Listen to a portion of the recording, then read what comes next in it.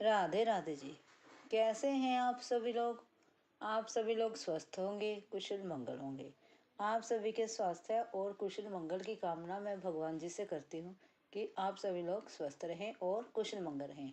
आज हम बात करते हैं अयोध्या में बने श्री रामचंद्र जी के मंदिर की। सुना है श्री रामचंद्र जी का जो अयोध्या में मंदिर बना है, वहाँ पर एक अद्भुत घटना घटी है। हमें जीवन में कोई अद्भुत घटना, कुछ अजीबोगरीब चीज़ देखने को मिल जाती है तो हम कितने चंकित रह जाते हैं कि हमने ऐसा कभी देखा ही नहीं। जैसे कि हमारे जीवन में हमने अपने जीवन में पहली बार किसी मंदिर के निर्माण के बारे में देखा है, किसी मंदिर के निर्माण देखा है। जैसे कि अयोध्या में श्री रामचंद्र जी के मंदिर का निर्माण हुआ है। सुनने में आया है कि श्री रामचंद्र जी का मंदिर जो अयोध्या में बना है, वहाँ पर हनुमान जी आए। हनुमान जी बानर रूप में आए। आप सभी जानते हैं कि बानर रूप को हनुमान जी कहा जाता है।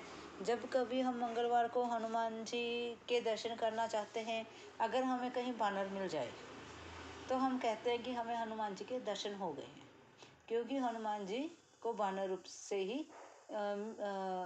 रूप से ही संबोधित किया जाता है। और इसी प्रकार से सुनने में आया है कि जो अयोध्या में श्री रामचंद्र जी का मंदिर बना है, वहाँ पर हनुमान जी को देखा गया। हनुमान जी को मतलब कि वहाँ बानर को देखा गया, और बानर वह दक्षिण दिशा से आया। और जब आया तो वहाँ जो फोर्स थी, जो वहाँ पुलिस कर्मचारी थे, जो वहाँ पर पहरा दे रहे थे, या उनके मंदिर के लिए उन्होंने सिक्योरिटी जो खड़ी होती है, उन्होंने उसे भगाने की कोशिश करी।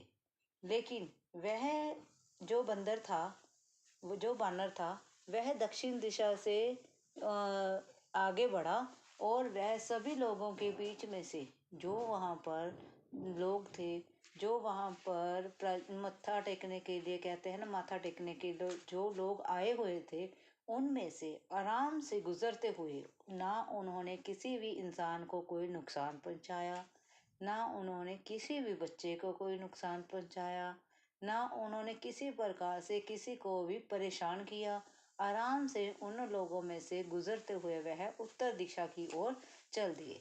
जब हनुमान जी, वह बानर उत्तर दिशा की ओर गया, और वह उत्तर दिशा की ओर पूरे मंदिर का निरीक्षण करता हुआ, पूरे मंदिर को निहारता हुआ, और वहाँ पर उन्होंने श्री रामचंद्र जी की जो मूर्त थी, जो स्टैचू था, मूर्ति थी, भगवान जी की प्रतिमा थी, उनको देखते हुए, उनको ऑब्जर्व करते हुए, उनको हनुमान जी ने श्री रामचंद्र जी को वहाँ महसूस किया।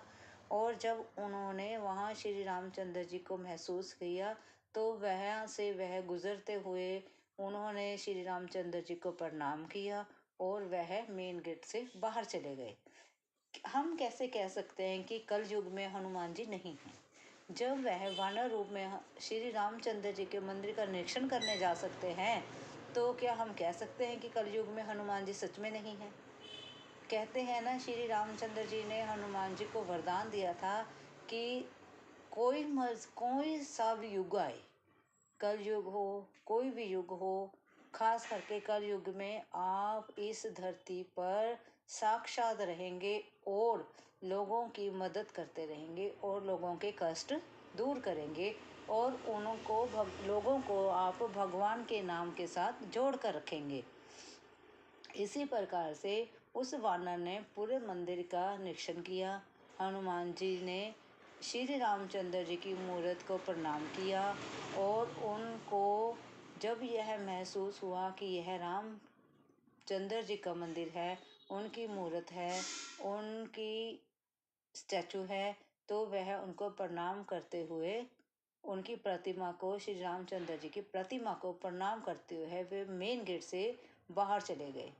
तो वहाँ सब यह दृश्य देखते हुए अचंभित हुए, हैरान हुए, और उन्होंने इस अद्भुत दृश्य को अपनी ज़िंदगी में उतारने की कोशिश करी कि जब इस कलयुग में हनुमान जी श्री रामचंद्र जी के दर्शन करने के लिए आ सकते हैं, तो हम क्यों नहीं? आप सभी जानते हैं जहाँ श्री रामचंद्र जी वहीं हनुमान जी, और जहाँ हनुमान जी वहीं रामचंद्र जी। कहते हैं ना, राम न चलेंगे हनुमान के बिना, राम न मिलेंगे हनुमान के बिना। इसी प्रकार जब अगर हमने रामचंद्र जी को पाना है तो हमें हनुमान जी का साथ चाहिए होगा। और जब हमने श्री रामचंद्र जी को पाना है, पहले हमें हनुमान जी की भक्ति करनी होगी, हनुमान जी को प्रसन्न करना होगा। फिर हनुमान जी को जब हम प्रसन्न कर लेंगे तो रामचंद्र जी को हम खुद भी खुद मिल जाएंगे। इसी प्रकार से अपने जीवन में राम नाम का रस घोलो और अच्छे अच्छे कार्य करो, अपने परिवार में खुश और मंगलमय रहो। जय श्री राम। आपको वीडियो अच्छी लगी हो, लाइक और सब्सक्राइब जरूर करें। Thank you ji.